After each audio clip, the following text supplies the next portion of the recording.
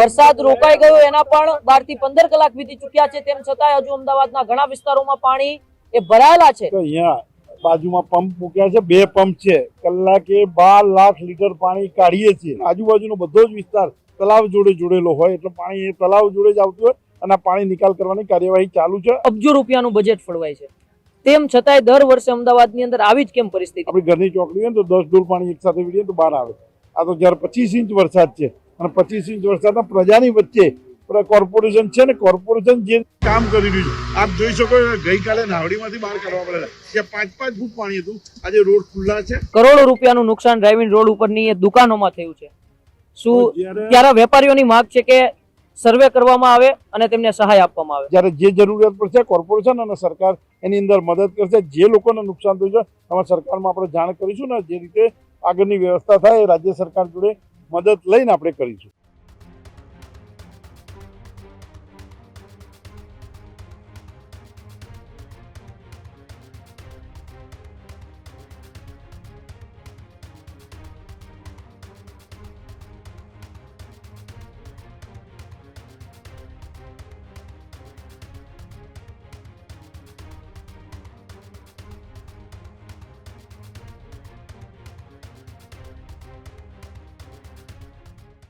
અમદાવાદની અંદર ભારે વરસાદ બાદ જે છે તે તંત્ર દ્વારા કામગીરી હાથ ધરવામાં આવી છે। મેયર જે છે તે અત્યારે સ્થિતિનું નિરીક્ષણ કરી રહ્યા છે। બોપલ અને આસપાસના વિસ્તારોમાં લગાતાર જે છે તે અત્યારે પાણી ન ઓસર્યાના દ્રશ્યો જોવા મળ્યા। ન્યૂઝરૂમ ગુજરાતના સંવાદદાતાનું ગ્રાઉન્ડ ઝીરો પરથી સાહસિક રિપોર્ટિંગ જે છે તે જોવા મળી રહ્યું છે। મેયર હિતેશ બારોટે ન્યૂઝરૂમ ગુજરાત સાથે ખાસ વાતચીત પણ કરી છે।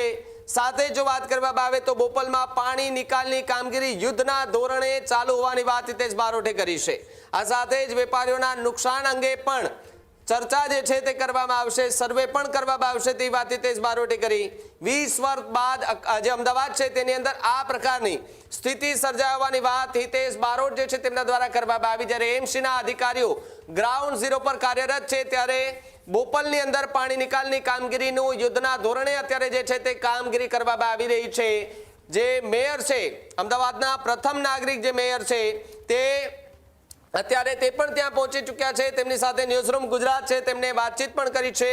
વેપારીઓ જે છે તેમને નુકસાન થયું છે તેમનું નુકસાનને વળતરને લઈને હવે ચર્ચાઓ જે છે તે કરવામાં આવી રહી છે। સાથે જ એએમસીના અધિકારીઓ પણ ગ્રાઉન્ડ ઝીરો પર કાર્યરત હોવાની વાત હિતેશ બારોટ છે તેમણે કરી છે। અમદાવાદની અંદર છેલ્લા 48 કલાકથી જળબંબાકારની સ્થિતિ છે। વરસાદ રોકાઈ ગયો એના પણ 12 થી 15 કલાક વીતી ચૂક્યા છે, તેમ છતાં હજુ અમદાવાદના ઘણા વિસ્તારોમાં પાણી એ ભરાયેલા છે। ત્યારે એ પાણીને બહાર કાઢવાની કામગીરી મ્યુનિસિપલ કોર્પોરેશન દ્વારા સતત ચાલુ છે। આપણી સાથે સીધા જ અમદાવાદના પ્રથમ નાગરિક અને જેમની ઉપર અમદાવાદની જવાબદારી રહેલી છે એવા મેયર હિતેશભાઈ જોડાયેલા છે। હિતેશભાઈ, 12 થી 15 કલાક વીતી ચૂક્યા છે, પરંતુ હજુ પણ અમદાવાદના કેટલાય ભાગોની અંદર વરસાદી પાણી એમને ભરેલા છે। કોર્પોરેશન શું કાર્યવાહી અત્યારે કરી રહી છે? જે રીતે આપ જોઈ શકો છો કે અહીંયા બાજુમાં પંપ મૂક્યા છે, 2 પંપ છે, કલાકે 12 લાખ લીટર પાણી કાઢીએ છીએ। એક પંપથી 2 પંપને 24 લાખ લીટર પાણી કાઢી રહ્યા છે, ગોતાવી કેનાલમાં નાખી રહ્યા છે। આ જે તલાવની અંદર પાણી છે અને આ તલાવ હાઉસફુલ થઈ જવાના કારણે પાણી છે ને આજુબાજુનો બધો જ વિસ્તાર તલાવ જોડે જોડેલો હોય એટલે પાણી એ તલાવ જોડે જ આવતું હોય અને પાણી નિકાલ કરવાની કાર્યવાહી ચાલુ છે। આવનાર 2-3 કલાકમાં આ પાણીનો નિકાલ બહારનું છે એ નીકળી જશે। સંપૂર્ણ બોપલની અંદર જે રોડ રસ્તા બંધ હતા, 2 દિવસથી જે તકલીફ હતી એ બધા જ રોડ ખોલવામાં આવે છે, બધી જ જગ્યાએથી પાણી ચાલ્યું છે। આટલો તલાવનો કેચપીટ છે એ વિસ્તારની અંદર જ અત્યારે પાણી છે અને એનો નિકાલ તાત્કાલિક કરવામાં આવી રહ્યો છે। હિતેશભાઈ, દર વર્ષે આમ તો રાજ્યની સૌથી મોટી મહાનગરપાલિકા કરોડ અબજો રૂપિયાનું બજેટ ફળવાય છે, તેમ છતાંય દર વર્ષે અમદાવાદની અંદર આવી જ કેમ પરિસ્થિતિ આવી? પહેલી 97 પછી 97 થી 2002 ની વચ્ચે વરસાદ આવ્યો હતો, 30 ઇંચ 22 ઇંચ વરસાદ પડ્યો હતો। એ 22 ઇંચની જગ્યાએ આપેલા 25 ઇંચથી વધુ વરસાદ હોય અને છેલ્લા 2000 એટલે 25 વર્ષ પછી આ વરસાદ આવ્યો છે આટલો બધો એક સામટો। અને એક સામટો જ્યારે વરસાદ આવે ને આપણી ઘરની ચોકડી હોય ને તો 10 ડોલ પાણી એક સાથે વીડીએ તો બહાર આવે।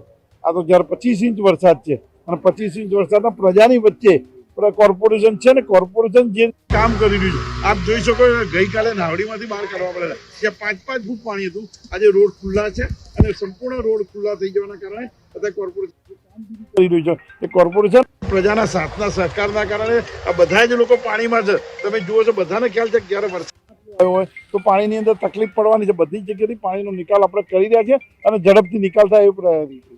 હિતેશભાઈ, કરોડો રૂપિયાનું નુકસાન ડ્રાઇવિંગ રોડ ઉપરની એ દુકાનોમાં થયું છે. શું ત્યારે વેપારીઓની માંગ છે કે સર્વે કરવામાં આવે અને તેમને સહાય આપવામાં આવે? જે રીતે વરસાદ આવ્યો, કોઈ પણ અંડરગ્રાઉન્ડ દુકાન હોય, વોયરાની દુકાનો છે, કોઈની પ્લિન્થ લેવલથી 5 ફૂટની ઉપરની દુકાનોમાં ક્યાંય પાણી ના આવે.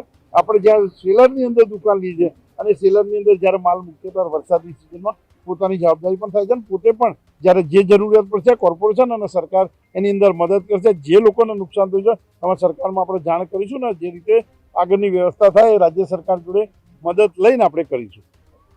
જી બિલકુલ. તો આપણી સાથે અમદાવાદના પ્રથમ નાગરિક એટલે કે મેયર હિતેશભાઈ બારોટ હતા. તેઓ તો કહી રહ્યા છે કે અત્યારે કાર્યવાહી શરૂ છે, કામગીરી શરૂ છે.